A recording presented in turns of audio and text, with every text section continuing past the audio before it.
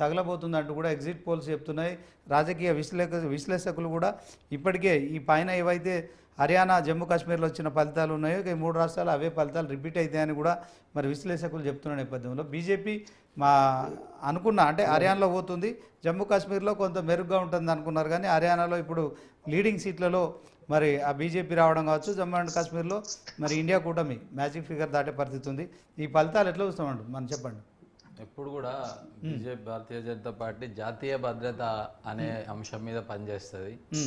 నాకు తెలిసినంత వరకు ఇప్పుడున్న ట్రెండింగ్ ఏదైతుందో హర్యానాలో థర్డ్ టైం మనం చూస్తూ ఉన్నాం. ఒకసారి రెండవసారికే ఎట్లా యాంటీ ఇన్కంబెన్సీ ఉంటుంది అనేది, అయినా కానీ మూడవసారి కూడా లీడ్లో ఉన్నాము అంటే 100% ప్రజలు భారతీయ జనతా పార్టీని కోరుకుంటున్నారు. జమ్మూ కాశ్మీర్ అనేది మనకందరికి తెలిసిందే, తీవ్రవాద ప్రభావం, అక్కడ ఎన్ని చర్యలు తీసుకున్నారు, ఎన్ని అమెండ్మెంట్స్ చేసిండ్రు, ఇంత ధైర్యంగా ఎవరు ముందుకు పోయినరు, ఆర్టికల్ 370 కానీ ఇవన్నీ చూసుకుంటే మరి తప్పకుండా అది మనం ఏదైతే కోరుకున్నామో ప్రజలు అక్కడ ఉన్న పరిస్థితులు కొద్దిగా స్థానికంగా ఉన్న పరిస్థితులు మనం అంచనా వేయలేకుండా ఉన్నాయి. మిగతా రాష్ట్రాలతో పోల్చితే కొద్దిగా జమ్మూ కాశ్మీర్ అనేది ముస్లిం జనాభా ఎక్కువ ఉంటుంది, మైనారిటీస్ ఎక్కువ ఉంటారు కనుక మరి వాళ్ళందరూ అనేది ఈ రోజులలో ఏం కొనుక్కుంటున్నారు, దేశవ్యాప్తంగా ఏ విధంగా ఇలా రాహుల్ గాంధీ గారు మాట్లాడుతున్నారు పేటెంట్ లాగా, వీటన్నిటి ప్రభావం కొద్దిగా కొద్దిగా తక్కువ తేడాతో జమ్మూ కాశ్మీర్లో నాకు తెలిసి ఆ డిఫరెన్స్ ఉంటుంది. హర్యానా మాత్రం తప్పకుండా బీజేపీ గెలుస్తుంది, క్లీన్ స్వీప్ అయితే థర్డ్ టైం. మరి ప్రజలు మంచిని కోరుకుంటున్నారు, ఎందుకంటే మోడీ గారి మరి ప్రధానమంత్రి మోడీ గారి చేతిలో ఉంటే దేశం భద్రంగా ఉంటుంది అనే దాన్ని మూడోసారి కూడా ప్రజలు విశ్వసించారు. అదే ఒరవడి ఢిల్లీ ఎలక్షన్స్లో, వచ్చే జార్ఖండ్ ఎలక్షన్స్లో, అలాగే మహారాష్ట్ర ఎలక్షన్స్లో కూడా తప్పకుండా రిపీట్ అవుతుంది. కొన్ని సమస్యలు ఉన్నాయి, స్థానికంగా ఉండే సమస్యల వల్ల, అక్కడ ఉన్న పరిస్థితుల వల్ల కొద్దిగా ఇబ్బందులు అవుతున్నాయి తప్ప తప్పకుండా రానున్న రోజులలో కమలం వికసిస్తుంది. ఆ వచ్చే రోజులన్నీ తప్పకుండా బీజేపీ మళ్ళీ కూడా 4వ సారి కేంద్రంలో బీజేపీ ఉంటుంది.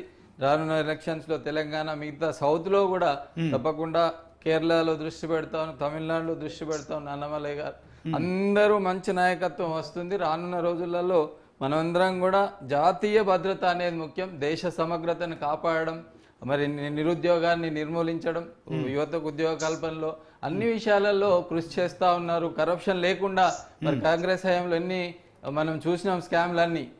మనకు ఈ 3 టర్మ్లలో ఒక స్కామ్ పేరు చెప్పండి, ఏదన్నా అవినీతి జరిగింది అనేది ఒకటి లేదు కనుక ప్రజలు విశ్వసిస్తున్నారు కనుక ఏదో చిన్న చిన్న ఆటుపోట్లు ఉన్నాయి, వాటిని ఎదుర్కొని తప్పకుండా రానున్న రోజులన్నీ BJP Bharatiya Janata party. Thank you Manohar Reddy గారు. ఒకసారి మరి పేట రమేష్ గారు ఉన్నారు, కాంగ్రెస్ నాయకులు. రమేష్ గారు, గుడ్ ఆఫ్టర్నూన్ సార్. నమస్తే అండి. ఓకే, ఎలా చూస్తారు సార్ ఇప్పుడు మరి హర్యానాలో కాంగ్రెస్ గెలుస్తుందని చెప్పి ఎగ్జిట్ పోల్స్ చెప్పాయి, మీరు జమ్మూ కాశ్మీర్లో లీడింగ్లో ఉన్నారు, హర్యానాలో వెనుకబడి ఉన్నారు. సో దీన్ని ఎట్లా చూడొచ్చు అంటారు? హర్యానా ఇంకా పూర్తి రిజల్ట్ రాలేదండి, చివరకు ఓన్లీ లీడింగ్ స్థానాల్లో బీజేపీ లీడింగ్ ఉంది. ఇప్పటి వరకు వచ్చిన కొంత ఫలితాలలో కొన్ని ప్లేసెస్ లో, ఇంపార్టెంట్ ప్లేసెస్ లో ఇంకా కాంగ్రెస్ కే బలం ఎక్కువ ఉంది. ఇంకొకటి హర్యానా గెలవడం అనేది కాంగ్రెస్ గెలిచే ఛాన్సెస్ ఎక్కువ ఉన్నాయి. ఇంకొకటి ఏంటంటే మా బీజేపీ నాయకులు